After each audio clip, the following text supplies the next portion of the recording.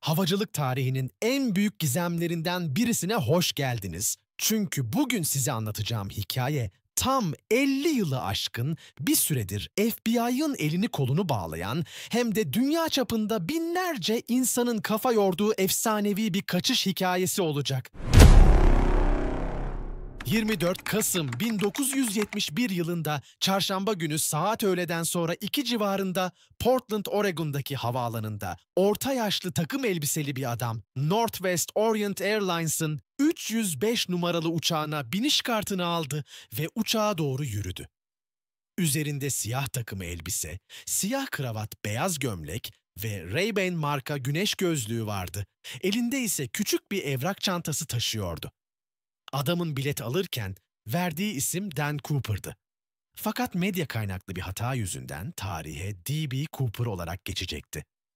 Bu sıradan görünümlü yolcu o gün sadece 20 dolarlık bir uçak bileti alarak tarihin en büyük havacılık suçlarından birisini işleyecek ve ardından kelimenin tam anlamıyla gökyüzünde buharlaşacaktı. Şimdi tanıtayım size bu gizemli adamı ya da en azından onu tanımaya çalışalım çünkü bugün bile kim olduğu belli değil. Uçağa bindiğinde 36 yolcu ve 6 mürettebat üyesi vardı uçakta. Adam 18C koltuğuna oturdu ve hemen bir viski sipariş etti. Hostes Florence Schaffner'a göre adam son derece sakin, profesyonel ve kibar bir yolcuydu. Uçuş Seattle'a gidecekti ve yaklaşık 30 dakika sürecekti. Fakat uçuş kalkıştan kısa bir süre sonra çok farklı bir hal alacaktı. Uçak havaya yükseldikten birkaç dakika sonra bu gizemli yolcu hostese bir not uzattı. Hostes Flores ilk başta bunun telefon numarası içeren taciz edici bir not olduğunu düşünerek dikkat etmedi bile. Fakat adam ona, "Bayan, bu notu okumanız gerekiyor, bir bomba taşıyorum," dedi. Florence notu açtığında şu cümleleri okudu. "Çantamda bir bombam var. Benimle oturacaksınız." Adam evrak çantasını açtığında Florence içeride kırmızı silindirler, kablolar ve pil gibi bomba parçalarını gördü. Tabii bu görüntü kadını dehşete düşürmüştü ama adam son derece sakindi. Kadına tekrar oturmasını söyledi ve taleplerini yazdırdı. Talepler şöyleydi: 200 bin dolar nakit para, yani günümüz parasıyla yaklaşık 1 milyon 400 bin dolara denk gelen bir miktar 4 adet paraşüt, 2 ana 2 yedek Seattle'da yerde bekleyen bir yakıt tankeri uçağı ve yeniden yakıt ikmaline hazır halde beklemesi gerekiyordu. Pilot William Scott, hostesten gelen notları okuyunca şaşkınlığını gizleyememişti. Derhal kule ile iletişime geçti ve durumu bildirdi. Northwest Airlines'ın başkanı ve FBI hemen devreye girdi. Şirket başkanı Donald Nairop durumu değerlendirdikten sonra adamın isteklerinin yerine getirilmesini emretti. Çünkü yolcuların ve mürettebatın hayatı tehlikedeydi. Bu arada uçak Seattle üzerinde tur atmaya başladı çünkü paranın hazırlanması ve paraşütlerin bulunması zaman alacaktı. Uçak 2 saat boyunca havada daireler çizdi. Bu süre zarfında Cooper son derece sakin ve profesyoneldi. Hatta hosteslerle sohbet etti, onlara teşekkür etti ve başka bir viski daha sipariş etti. Yolculara karşı hiçbir saldırganlık göstermedi. Hatta onların rahat etmesi için elinden geleni yaptı. Saat 5:24'te nihayet uçak Seattle-Tacoma Havalimanı'na iniş yaptı. Yetkililerin hazırladığı para ve paraşütler uçağa teslim edildi. Paranın tamamı 20 dolarlık banknotlardan oluşuyordu ve FBI tüm seri numaralarını kaydetmişti ki bu detay sonradan çok önemli olacaktı. Cooper paraşütleri kontrol etti ve memnun kaldı. Ardından tüm yolcuların ve hosteslerin bir kısmının uçaktan inmesine izin verdi. Uçakta sadece pilot, yardımcı pilot, mühendis ve bir hostes kaldı. Cooper'ın yeni talimatları vardı. Uçak Meksika City'ye uçacaktı. Fakat uçuş şartları son derece spesifikti. Uçak 10.000 fit, yani yaklaşık 3.000 metre irtifada uçacaktı. Hız saatte 200 mil, yani 320 kilometreyi geçmeyecekti. Kanatçıklar 15 derece açık olacaktı ve arka merdiven iniş pozisyonunda olacaktı. Bu talepler son derece teknik taleplerdi ve adam havacılık konusunda ciddi bilgi sahibi olduğunu gösteriyordu. Saat 7:40'da uçak Seattle'dan tekrar havalandı. Yeni rotası güneye doğruydu. Cooper pilotlardan kokpitin kapısını kapatmalarını istedi. Kendisi arka kabin bölümünde yalnız kalmıştı. Elinde $200.000 4 paraşüt ve bir bomba vardı. Uçak alçak irtifada, yavaş hızda bulutların arasında ilerliyordu. Uçuş sırasında kabindeki basınç sensörleri aniden değişim gösterdi. Arka merdiven açılmıştı. Pilot kokpitten interkom ile Cooper'ı aramaya çalıştı fakat cevap alamadı. Saat 8:13'te bir şey oldu. Uçağın kuyruğu yukarı doğru bir sıçrama yaptı. Pilotlar bu anormal hareketin arka kısımda birinin atladığını gösterdiğini anladılar. Fakat karanlık, bulutlu bir gecede kimse dışarıyı göremiyordu. Uçak Reno, Nevada'ya zorunlu iniş yaptı. FBI ajanları hemen uçağa hücum etti. Arka kabin bomboştu. Cooper kaybolmuştu. Geriye sadece 2 paraşüt, Cooper'ın taktığı kravatı ve evrak çantası kalmıştı. Adam $200.000 ve 2 paraşütle gecenin karanlığında Washington eyaletinin ıssız ormanlarına atlamıştı. Şimdi işin ilginç tarafına geliyoruz. Çünkü burası hikayenin başladığı nokta değil, burası gizeminin başladığı nokta. FBI tarihin o güne kadar gördüğü en kapsamlı aramalarından birisini başlattı. Kod adı Norjack yani Northwest Hijacking. Yüzlerce ajan bölgeye yayıldı. Atlama noktası olarak belirlenen alan Washington eyaletinin güneybatısındaki Lewis Nehri Vadisi çevresiydi. Yaklaşık 28 mil kare yani 72 kilometre karelik bir alan tarıyordu ajanlar.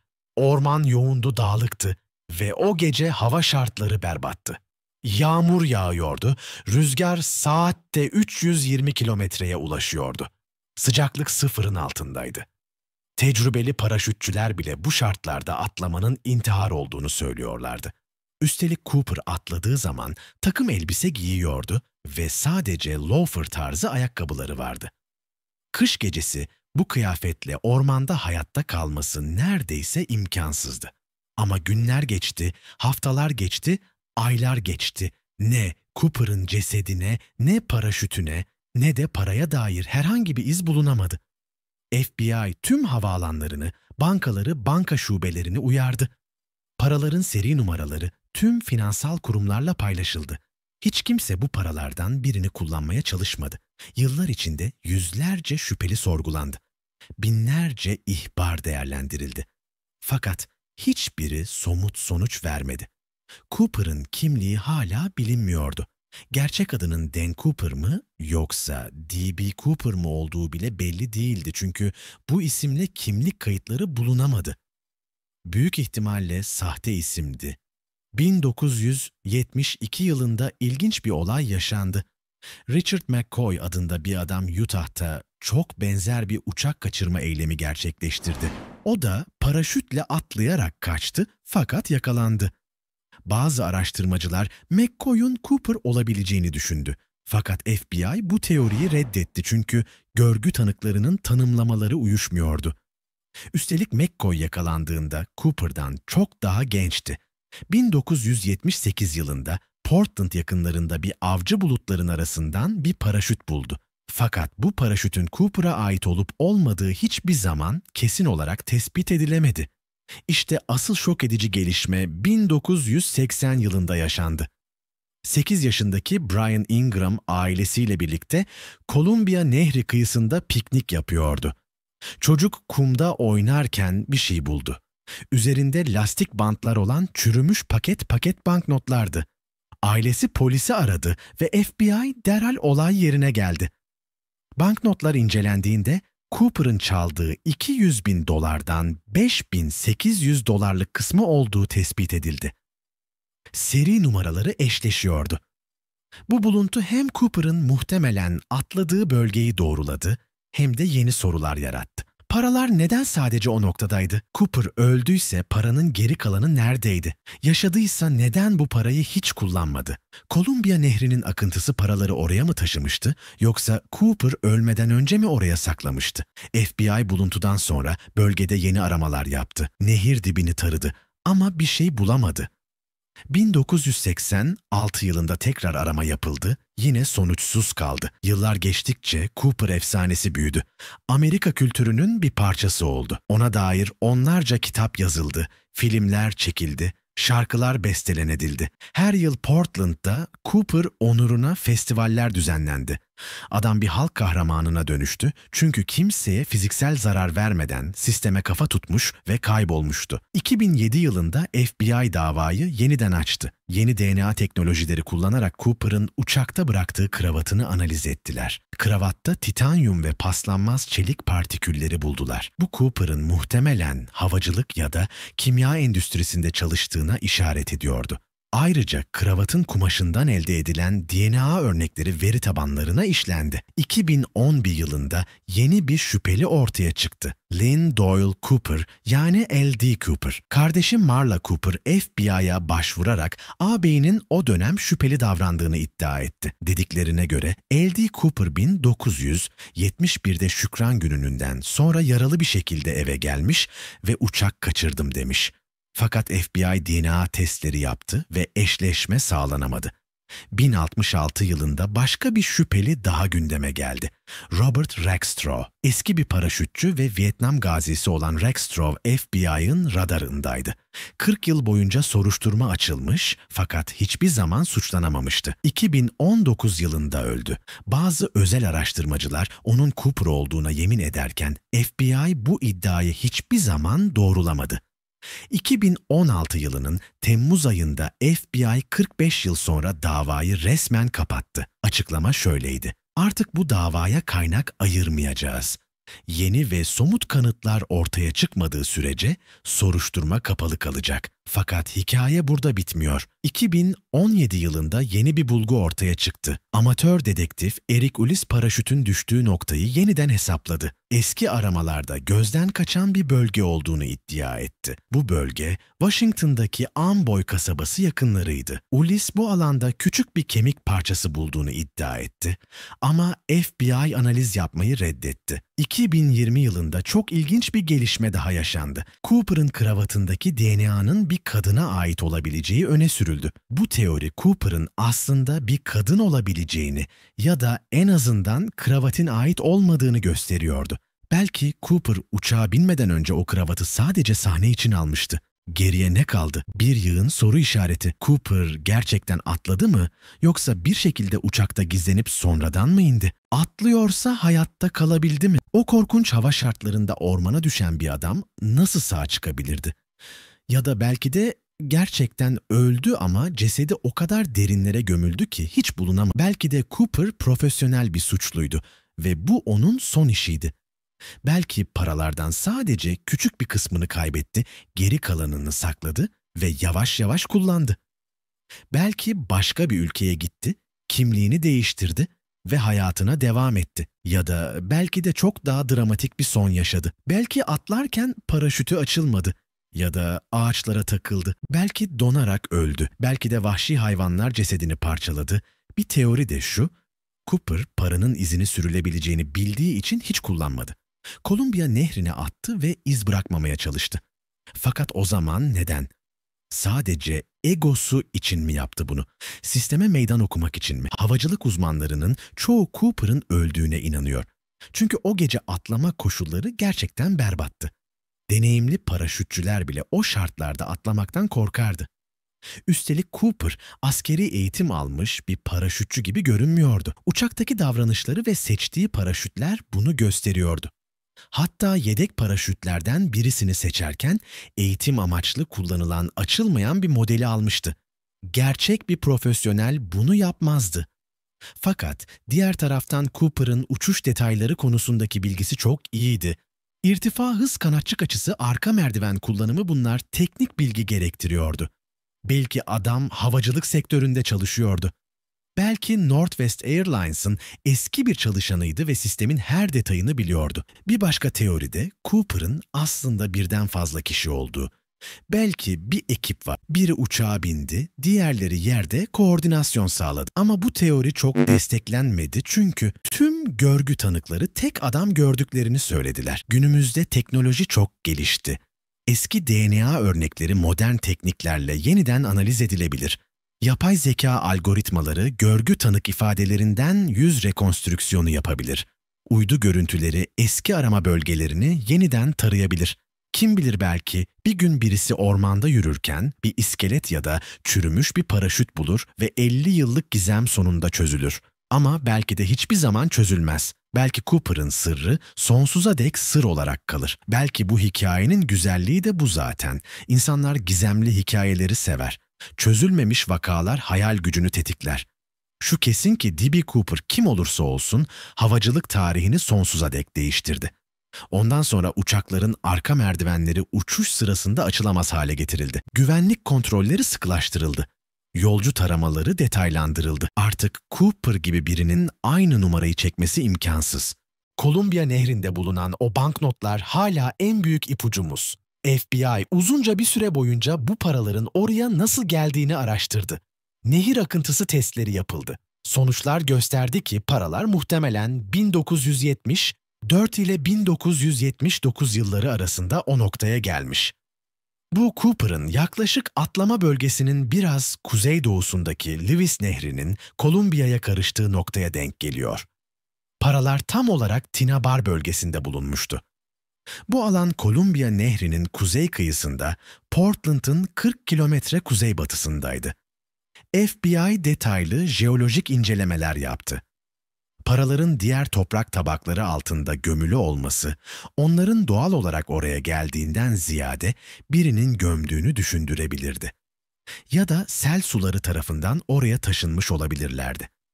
Brian Ingram o zamanlar 8 yaşında bir çocuktu ama keşfi hayatını değiştirdi. FBI'nin izniyle bulunan paranın bir kısmını saklamasına izin verildi. 2008 yılında bu paraları müzayedeye çıkardı ve binlerce dolar kazandı. Cooper'ın paraları artık koleksiyoncular için çok değerliydi. Bazı insanlar Cooper hala hayatta olabilir mi diye merak ediyor. Eğer 1971'de 40 yaşlarındaysa şimdi 90'lı yaşlarında olurdu. Belki bir yerlerde emekli olmuş olayı televizyonda izliyor ve gülümsüyordur. Belki torunlarına "Biliyor musun, ben gençken çok ilginç şeyler yaptım" diyor ama detay vermiyor, dur. Ya da belki Cooper hiç yaşamamıştır. Belki uçaktan atladıktan sonraki ilk dakikalarda öldü. Paraşütü düzgün açılmadı, ağaçlara çarptı ya da dondu. Cesedi ormanın derinliklerinde çürüdü ve hiç bulunamadı. Yıllar geçti, hayvanlar iskeletini dağıttı. Şimdi sadece bir yığın kemik parçası olarak doğayla bütünleşmiş durumda. Ama insanlar romantik hikayeleri sever. Kimse Cooper'ın öldüğünü düşünmek istemiyor. Herkes onun Meksika'ya gittiğini, orada sahte kimlikle yaşadığını hayal ediyor. Belki güzel bir plajda kokteyl içiyor ve geçmişine gülümsüyordur. YouTube kanalları, podcastler ve belgeseller Cooper teorilerini tartışıyor. İnternet forumlarında binlerce sayfa tartışma var. Bazı teorisyenler Cooper'ın CIA ajanı olduğunu düşünüyor. Belki devlet destekli bir operasyondu ve adam koruma altına alındı. Fakat bu teori mantıksız, çünkü CIA neden kendi uçağını kaçırsın ki? Diğerleri Cooper'ın bir kumar borcu yüzünden bu işi yaptığını düşünüyor. Belki mafyaya borçlanmıştı ve borcu ödeyemeyince tek çare olarak bunu görmüştü. Bu teori daha mantıklı çünkü adam çaresiz görünüyordu ama aynı zamanda çok planlıydı. Bir başka teori de şu: Cooper aslında emekli bir askeri pilottu. Vietnam Savaşı'ndan yeni dönmüştü ve hükümete kızgındı. 50 yıl geçti ve hala cevaplar yok. Belki önümüzdeki 50 yılda hiç cevap çıkmayacak. Belki Cooper'ın sırrı sonsuza dek kaybolup gidecek. Ama bir şey kesin: D.B. Cooper adı tarihe altın harflerle yazıldı. O sadece bir suçlu değil artık. O bir efsane, bir mitos, bir merak konusu.